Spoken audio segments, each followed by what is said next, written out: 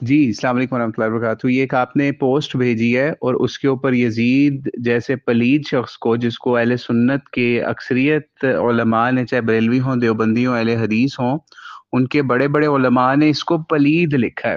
لیکن اس پوسٹ میں اس کو امیر المومنین بھی لکھا ہوا ہے اور یزید کے ساتھ رحمۃ اللہ علیہ بھی معاذ اللہ لکھا ہوا ہے. ٹھیک ہے. اور اس کے نیچے جو ہے تاریخ مدینہ دمشق کا حوالہ بھی دیا ہوا ہے. کیا حوالہ دیا ہوا ہے کہ جناب ام محمد بنت عبداللہ بن جعفر کا جو ہے نا نکاح ہوا تھا کس سے؟ یزید بن معاویہ سے. اور دوسری طرف ایک اور حوالہ ہائی لائٹ کیا ہوا ہے کہ نفیسہ بنت عبید اللہ کا غالباً لکھا ہوا ہے، عبید اللہ بن عباس کا جو ہے نکاح، عبداللہ بن عباس کا جو، ہاں، نفیسہ بنت عبداللہ بن عباس کا نکاح جو ہے وہ یزید کے پوتے عبداللہ بن خالد سے ہوا تھا. ٹھیک ہے. یعنی یزید نہیں، یزید کا بیٹے کا بھی آگے سے بیٹا، یعنی پوتا، یزید کے پوتے عبداللہ بن خالد بن یزید بن معاویہ. ٹھیک ہے. تو یار اس سے آپ خود سوچیں کہ اس سے کیا چیز ثابت ہوتی ہے. اور اس پوسٹ کے اوپر جو ہے نا سمجھ لیں کہ اتنا جھوٹ لکھا ہوا ہے. سب سے بڑا جھوٹ اس پوسٹ کے اندر کیا لکھا ہوا ہے؟ لکھا ہوا ہے کہ زینب رضی اللہ تعالیٰ عنہا واقعہ کربلا کی یعنی شاہدہ ہے، اور واقعہ کربلا کے بعد آپ دمشق میں یزید کے ہاں ہی ٹھہری اور آپ کی قبر دمشق میں ہے. یہ دنیا کا ایسا بڑا جھوٹ ہے کہ سمجھ لیں یزیدی اور ناصبی یہ مل کے بھی آج تک اس کا کوئی حوالہ پروڈیوس نہیں کر سکے. ٹھیک ہے. یعنی آپ یہ سوچئے کہ ان رشتہ داریوں سے یہ کیا نکالنا چاہتے ہیں. پہلی بات تو یہ کہ یہ جو تاریخ مدینہ دمشق ہے یہ تقریباً سمجھ لیجئے سمجھ لیں کربلا کے بھی سمجھ لیں 500 سال بعد لکھی گئی یہ کتاب. ٹھیک ہے. تقریباً 500 سال بعد تقریباً کتاب لکھی جا رہی ہے. اس سے پہلے کوئی کتاب نہیں ان کو ملی. اس سے پچھلی اگر کتابوں میں جو اسلام کی اوائل کی تاریخیں جو جنہوں نے مرتب کی، جیسے امام طبری، وہ بھی تقریباً سمجھ لیں 250 سال کے بعد لکھی گئی. اس کے اندر بھی کوئی آپ کو ایسی چیز نہیں ملے گی کہ جناب جو تھی نا سیدہ زینب سلام اللہ علیہا وہ واقعہ کربلا کے بعد یزید کے پاس ہی ٹھہری. بلکہ اس کے مخالف چیزیں آپ کو مسلمانوں کی ہسٹری میں سے ملیں گی. وہ کہیں گے تو ہم وہ آپ کو دکھا بھی دیں گے کس طریقے سے سیدہ زینب نے یزید کے دربار کے اندر یزیدیوں کو للکارا.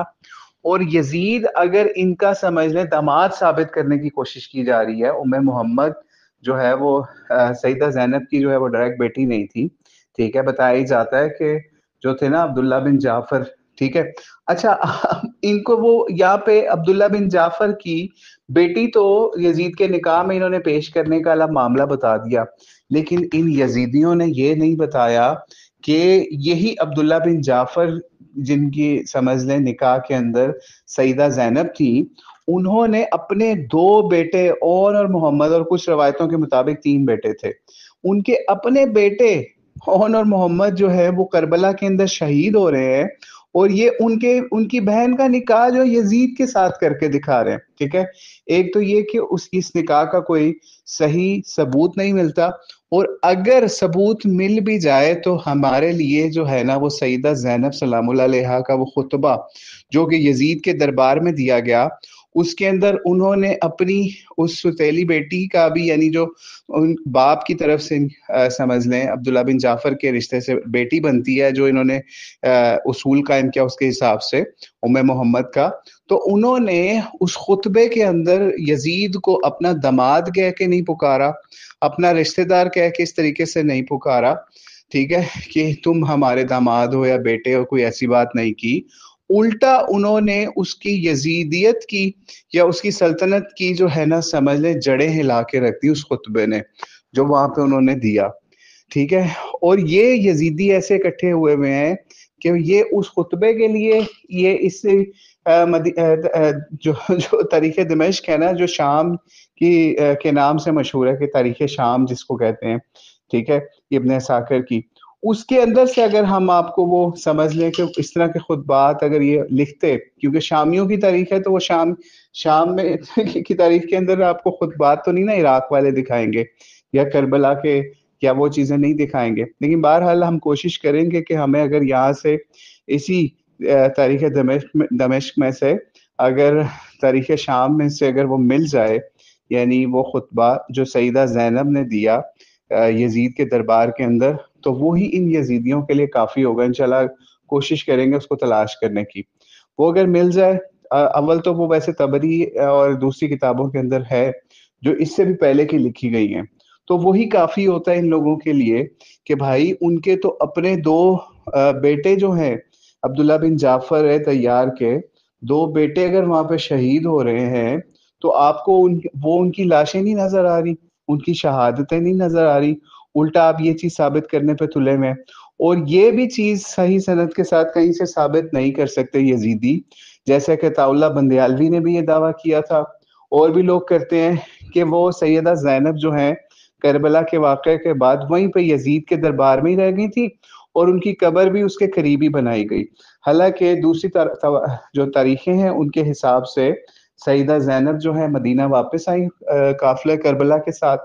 اور اس کے علاوہ ایون یہاں تک ملتا ہے کہ جو قافلے کا محافظ تھا اس کو انہوں نے ایز پیسے یا اجرت کے طور پہ یا انعام کے طور پہ کہ اس نے سیفلی مدینہ پہنچایا خواتین کو کربلا والی، تو ان کو انہوں نے جو ہے اپنا زیور وغیرہ بھی آفر کیا جو ان کو وہاں سے واپس مل گیا تھا. اس کا کوئی معاملہ تھا جو کہ پہلے لوٹ لیا گیا ہوا تھا، ٹھیک ہے، کیونکہ یزید نے بعد میں وہ کافی چیزیں ان لوگوں کو واپس بھی لٹوائی تھی، یعنی جو کہ ہمیں ملتی ہیں تاریخی روایات سے، ٹھیک ہے.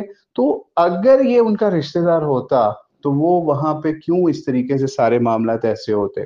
لیکن پھر بھی آپ کو ایک چیز اور بتا دیں کہ یہ رشتہ داریاں جو ان سی ہوتی ہیں، جو کہ سمجھ لیں کہ نبی علیہ الصلوۃ والسلام کی ابو سفیان کے گھر میں رشتہ داری تھی، ٹھیک ہے، یعنی سیدہ رملہ سلام اللہ علیہا ابو سفیان کے ایمان لانے سے پہلے، معاویہ کے ایمان لانے سے پہلے نبی علیہ الصلوۃ والسلام کی زوجہ محترمہ تھی، ام المومنین تھی، ٹھیک ہے. تو کیا اس رشتہ داری نے ابو سفیان کو کوئی فائدہ پہنچایا؟ نہیں فائدہ پہنچایا. کیا اس رشتہ داری نے کوئی نبی علیہ الصلوۃ والسلام کی ابو سفیان کے ساتھ جنگ رکوائی؟ نہیں رکوائی. بلکہ ابو سفیان فتح مکہ سے پہلے جب اس کو پتا چلا معاہدہ والا معاملہ ختم ہو گیا ہے اور اب نبی علیہ الصلوۃ والسلام کسی وقت بھی مکے کے اوپر جو ہے وہ اٹیک کر سکتے ہیں، تو ابو سفیان آیا نبی علیہ السلام کے پاس. جب نہیں ملاقات ہوئی تو ام حبیبہ کے پاس آئے، ٹھیک ہے، ام حبیبہ جن کا نام سیدہ رملہ ہے، تو ان کے پاس آئے. انہوں نے نبی علیہ السلام کے بستر کو نیچے سے کھینچ لیا کہ یہ اس کے اوپر نہ بیٹھ جائے. رشتہ داری تھی، باپ تھا وہ، ان کا والد محترم تھا ان کے لیے، ٹھیک ہے، لیکن نبی علیہ السلام کے بستر پہ انہوں نے بیٹھنے نہیں دیا ان کو، اور ان کی بات بھی اس طریقے سے نہیں سنی، ٹھیک ہے. تو یہ رشتہ داری تھی اس وقت. تو آپ بعد کی رشتہ داریوں کی بات کریں، آج ہمارے ہاں پاکستان کے اندر جو ٹرائبل سسٹم ہوتا ہے یا پھر دوسرے سسٹمز ہیں جو کہ ہمارے گاؤں دیہات کے اندر جو برادری سسٹم ہے، اس میں کئی بھائیوں نے کسی بھانجے نے مامے کو قتل کیا ہوتا ہے، کسی جو ہے وہ بھائی نے بھائی کو مارا ہوتا ہے، کسی نے کسی کو قتل کیا ہوتا ہے. تو اس کی بنیاد کے اوپر، اس رشتہ داری کی بنیاد کے اوپر فیصلے عدالتوں میں نہیں ہو رہے ہوتے کہ بھائی یہ تو رشتہ دار تھے آپس میں، انہوں نے آپس میں کس طرح کسی کو مار لینا ہے، ٹھیک ہے. زمینوں کے اوپر بھائی بھائی، ماما بھانجا، پھپھا چاچا تایا، اس طرح کے آپس میں قتل ہو جاتے ہیں، داماد اور بہت سارے رشتے. آپ عدالتوں میں جائیں، آپ کو پتہ چل جائے گا کہ کیا معاملات ہیں. اور صرف یہاں ہی نہیں ہے، عرب دنیا کے اندر بھی ایسے ہی ہوتا تھا. اب یہ دیکھیں نا، یہ جو تھا اپنا مختار ثقفی، حضرت عمر یا عبداللہ بن عمر کا جو ہے وہ رشتہ دار تھا، بڑا کلوز رشتہ دار تھا، ٹھیک ہے. تو اب کیا اس کی رشتہ داری کی بنیاد پہ کبھی کسی سنی نے کہا کہ وہ جو ہے وہ تو ان کا رشتہ دار تھا تو اس وجہ سے وہ تو سمجھ لے کہ وہ نبوت کا دعویٰ یا وحی کا دعویٰ نہیں کر سکتا تھا. الٹا سنیوں کے اندر اکثر لوگ جو ہیں اس کو کذاب اور اس کے علاوہ سمجھ لیں غلط بندہ سمجھتے مختار ثقفی کو. لیکن جب بات آ جائے یزید پلید کی، اس کے خاندان کی، تو ان کو کوئی رشتہ داری کسی دور کی کتاب سے مل جائے تو یہ ثابت کرنے آ جاتے ہیں کہ جناب یہ رشتہ داریاں آپس میں تھیں. تو ان رشتہ داریوں کا مطلب یہ ہے کہ آپس میں بڑی محبتیں تھیں. انا للہ و انا الیہ راجعون اس پہ پڑھا جا سکتا ہے، جبکہ رشتہ داریاں نہیں دیکھی جاتی، اصل عمل دیکھا جاتا ہے کہ اعمال کیا تھے. کیا آپ کسی کی رشتہ داری دیکھ کے فیصلہ کر سکتے ہیں کہ یہ آپس میں انہوں نے ایک دوسرے سے جنگ نہیں کی ہوگی، قتل نہیں کیا ہوگا، یا کوئی ایسے معاملات نہیں ہوئے ہوں گے، ٹھیک ہے. اسی طریقے سے اہل بیت اور بنو امیہ کے اندر بہت سی رشتہ داریاں تھیں. حضرت علی کے خاندان میں بنو امیہ کی رشتہ داریاں نکلتی ہیں، ٹھیک ہے. تو اس سے کبھی بھی یہ چیز ثابت نہیں ہو سکتی کہ آپس میں ان کی لڑائی جھگڑا نہیں ہوا. ٹھیک ہے, تو اس لیے یہ معاملات اس طریقے سے نہیں ہوتے. اللہ تعالیٰ سے دعا ہے اللہ تعالیٰ ان ظالموں کو ہدایت عطا فرمائے. اب آپ کو ایک چھوٹی سی مثال دیتے ہیں, آخری مثال, بہت بڑی مثال, چھوٹی نہیں ہے. سیدہ عائشہ ام المومنین سلام اللہ علیہا ہمارے لیے قابل احترام ہے. ان کا بیٹا سمجھ لیجئے, ان کا جو ہے ان کے بھائی کا ان کے ابو کا بیٹا, یعنی سمجھ لیں حضرت ابو بکر کا بیٹا. ٹھیک ہے, حضرت ابو بکر کا بیٹا محمد بن ابی بکر, دوسری طرف عائشہ بنت ابی بکر. ٹھیک ہے, جو محمد بن ابی بکر ہے وہ حضرت علی کے لشکر کے اندر ہے, جمل کے اندر, حضرت علی کی سپورٹ کے اندر ہے جنگ جمل میں. لیکن جو حضرت عائشہ ہے وہ کس کی سپورٹ میں ہے؟ ٹھیک ہے, یعنی جو معاویہ سے ریلیٹڈ پارٹی تھی اس کی سپورٹ کے اندر جنگ جمل حضرت عائشہ لڑ رہی ہیں. تو آپ کیا آپ اس سے یہ رزلٹ نکالیں گے کہ جناب حضرت عائشہ کا جو بھائی ہے محمد بن ابی بکر, والد کی طرف سے تو بھائی بنے گا نا, حضرت ابو بکر ان کے والد اور ادھر سے حضرت عائشہ کے والد. ٹھیک ہے, والدہ جو ہیں وہ فرق ہیں. جس طریقے سے یہاں سے ام محمد کی والدہ فرق ہے, اسی طریقے سے یہاں پہ یعنی ام محمد کی والدہ کوئی اور تھی, سیدہ زینب نہیں تھی ان کی والدہ. ٹھیک ہے, تو ادھر سے وہ والدہ فرق ہے, ادھر سے سیدہ عائشہ جو ہیں ان کی والدہ فرق ہیں, اور جو ہے وہ محمد بن ابی بکر کی والدہ فرق ہیں. لیکن دونوں ڈیفرنٹ پارٹیز میں. حضرت عائشہ کی الگ پارٹی تھی, وہ حضرت علی سے جنگ کر رہی تھی, اور حضرت علی کی طرف سے ان کا سپورٹر کون تھا؟ محمد بن ابی بکر. ٹھیک ہے, وہ آمنے سامنے لڑے تھے. تو کیا اس سے اب ہم یہ رشتہ داری نکالیں گے کہ جناب یہ ہو ہی نہیں سکتا؟ ٹھیک ہے, اور محمد بن ابی بکر وہ ہے کہ جس کی وفات کے اوپر تبری کے اندر باقاعدہ حضرت عائشہ بہت غمگین ہوئی, اور جنہوں نے ان کو مارا ان کو بددعائیں دیتی رہی. ٹھیک ہے, تو اپنی نمازوں کے اندر بددعائیں دیتی رہی. ٹھیک ہے, تو اب ہم کیا اس سے یہ ثابت کر لیں گے کہ وہ آپس میں لڑے ہی نہیں کبھی بھی؟ محمد بن نبی بکر اور سیدہ عائشہ جو ہے آمنے سامنے نہیں آئے کسی لشکروں کے اندر, آپس میں ان کے لشکروں کی جنگیں ہی نہیں ہوئی. تو ایسا کوئی ہم نہیں نکال سکتے معاملہ. لیکن یزیدیوں کا مسئلہ یہی ہے کہ انہوں نے اس طرح کی روایتوں سے نا, اب اس روایت کے اندر تاریخ مدینہ دمشق کی جو آپ نے بھیجی ہے, اس میں کئی ایسی چیز نہیں لکھی ہوئی کہ یہ بہت صحیح بات ہے, یا کوئی ایسا آپس میں ان کی بہت شیر و شکر تھے اور بڑی رشتہ داریاں تھیں, کوئی ایسی بات نہیں لکھی ہوئی. لیکن اس کے اوپر لکھا ہوا ہے یزیدیوں نے امیر المومنین اور پتہ نہیں کیا کیا, اور ہم اس کے اندر نہیں لکھا ہوا ایسی کوئی بات. انہوں نے یزید کے بارے میں کوئی ایسے صاحب کے لائحے نہیں لگائے ہوئے جیسے انہوں نے امیر المومنین اور رحمت اللہ علیہ اور اس طرح کی چیزیں بکواس لکھی ہوئی ہیں ساتھ.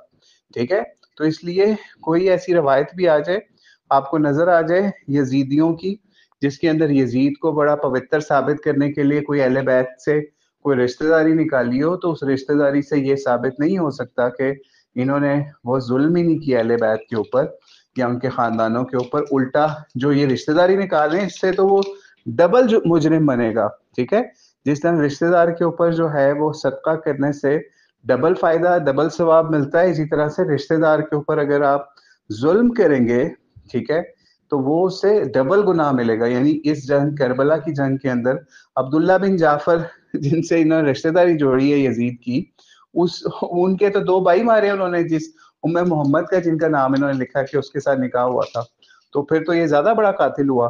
اور ہمیں کربلا کے بعد ام محمد کا یزید کے ساتھ کوئی تعلق کسی بھی کتاب سے کوئی بندہ لا کے دکھا دے کہ ان کا یزید بن معاویہ کے ساتھ کوئی تعلق تھا اور اس کی کوئی اولاد ہو, اس طرح کوئی معاملہ تھا کربلا کے بعد والا. ٹھیک ہے, جب ایک چیز ثابت نہیں ہے تو اس سے یزید کو رحمت اللہ علیہ کس طرح یہ لوگ ثابت کر سکتے ہیں؟ یعنی آپ خود دیکھیں, میں پھر ریپیٹ کر رہا ہوں کہ نیچے جو حوالہ دیا اس میں کہیں پہ یزید کے بارے میں اس طرح کے الفاظ نہیں لکھے ہوئے جو پوسٹ کے اوپر لکھے گئے ہیں. اب ایک چیز اور بھی ذہن میں رکھ لیجئے کہ کوئی بھی ایسی روایت ہمیں نہیں ملتی جس سے یہ بات ثابت ہو کہ سیدہ زینب کی جو قبر ہے نا وہ دمشق میں ہے, ٹھیک ہے, یا شام میں ہے. کیونکہ سیدہ زینب کی قبر کا ایگزیکٹ لوکیشن آج تک نہیں پتہ چل سکی. بہت ساری اس کے اوپر روایتیں مل جاتی ہیں تاریخی لحاظ سے, کوئی کہتے ہیں شام میں ہے, کوئی کہتے ہیں کربلا میں, کوئی کہتے ہیں مدینہ کے اندر ہے, کوئی بقیع کے اندر بقیع الغرقد میں کہتے ہیں. تو اس لیے ایگزیکٹ لوکیشن جو ہے نا وہ کسی کو بھی نہیں پتا. لیکن مشہور یہی ہے کہ جناب وہی ہے جو ان سی اس وقت جہاں پہ شام میں سیدہ زینب کا روزہ ہے، اسی کو ہی سمجھا جاتا ہے. لیکن بہرحال ایگزیکٹ تاریخی روایات کے اندر اگر دیکھیں تو اس کی 100% کوئی کنفرمیشن نہیں ملتی کہ وہ قبر اصل میں سیدہ زینب کی کہاں ہے. بلکہ اس سے بھی گھٹیا قسم کی بات جو ہے وہ یزیدیوں نے اور بھی جوڑی ہوئی ہے، وہ بھی یہاں پہ بات کر کے میں ختم کرتا ہوں. وہ یہ کہتے ہیں جناب، ایسے حوالے بھی مل جاتے ہیں کہ جناب جو سیدہ زینب ہے نا، یا تو انہوں نے صرف اتنا کہا نا کہ ان کے دربار میں رہی، حالانکہ اس کا حوالہ نہیں دیا. ٹھیک ہے، ہم نے تو بتا دیا نا کہ تاریخی روایات کے مطابق وہ مدینہ واپس گئیں کربلا کے قافلے کے ساتھ. ایک اور گھٹیا قسم کی بات یزیدیوں نے مشہور کی کہ عبداللہ بن جعفر بن ابی طالب جو تھے نا، وہ سیدہ زینب کے جو ہیں وہ شوہر تھے، اور کربلا جانے کی پاداش میں، یعنی کربلا کا سفر کرنے کے اوپر ان کو جو ہے وہ، یعنی کربلا میں وہ جب جا رہی تھی تو ان کے شوہر نے ان کو طلاق دے دی تھی. ٹھیک ہے، اس طرح کی بھی بکواسیات جو ہیں وہ یہ یزیدیوں نے مشہور کی ہوئی ہیں. وہ بھی بات آج تک ثابت نہیں ہو سکی. یعنی آپ خود سوچیں کہ کوئی شوہر ایسا کرے گا کہ اپنی بیوی کو طلاق دے اور ساتھ میں اپنے 2-3 بیٹے بھی شہید کروانے کے لیے کربلا روانہ کر دے. ٹھیک ہے، اون اور محمد جن کا تاریخی روایات میں ملتا ہے عبداللہ بن جعفر بن ابی طالب کے بیٹے تھے، اور وہ سیدہ زینب کے ساتھ اس سفر کے اندر کربلا میں شہید بھی ہوئے. ٹھیک ہے، تو کیا ایسا کرے گا وہ شخص، کوئی شوہر، کہ اپنے بچے شہید کروانے کے لیے ساتھ بھیج دے اس سفر کے اندر، اور اپنے بچوں کی شہادت کے اوپر بھی جو ان کے الفاظ ملتے ہیں کہ انہوں نے جس نے غلط الفاظ بولے ان کے بچوں کے بارے میں، انہوں نے بھی ان کو ڈانٹا کہ حضرت حسین نے ان کو اگر شہید کروایا، اس طرح کی بات اگر کس نے کی تو ان لوگوں کو بھی عبداللہ بن جعفر بن ابی طالب نے بہت ڈانٹا، اور وہ خود نہیں جا سکے تھے. ٹھیک ہے، ٹھیک ہے، وہ خود نہیں جا سکے تھے کیونکہ وہ نابینا ہو چکے تھے، بڑا برا بڑھاپا اور سارے معاملات ان کے تھے. ٹھیک ہے، لیکن اپنے بچوں کو ضرور انہوں نے اس قافلے کے پیچھے بھیجا، یا اس کے ساتھ بعد میں ملوا کے بھیج دیا. ٹھیک ہے، اپنی بیوی کے سمجھ لیجیے پیچھے بھیجا کربلا کے سفر کے اوپر. تو ان کو بھی یزیدیوں نے شہید کر دیا. ٹھیک ہے، تو اس کے بارے میں بھی انہوں نے بڑی اور بھی کہانیاں بھی مشہور کی ہیں کہ ان کا قصاص بھی لیا گیا یزید کی طرف سے اور اس طرح کی چیزیں. لیکن بہرحال آپ کو بتانے کا یہ مقصد ہے کہ ان کی آپس میں اگر کوئی رشتہ داری ثابت کرے، یا یہ طلاقیں، اس طرح کی کوئی طلاق بھی ثابت نہیں ہے، نہ ہی سیدہ زینب کا اس طریقے سے بعد میں شام کے اندر خاص طور پہ یزید کے دربار میں تو رہنا بالکل بھی اس طریقے سے ثابت نہیں ہے، جس کو یزیدی جو ہیں جھوٹ کے طور پہ پھیلاتے ہیں. واللہ اعلم بالصواب. السلام علیکم ورحمۃ اللہ وبرکاتہ.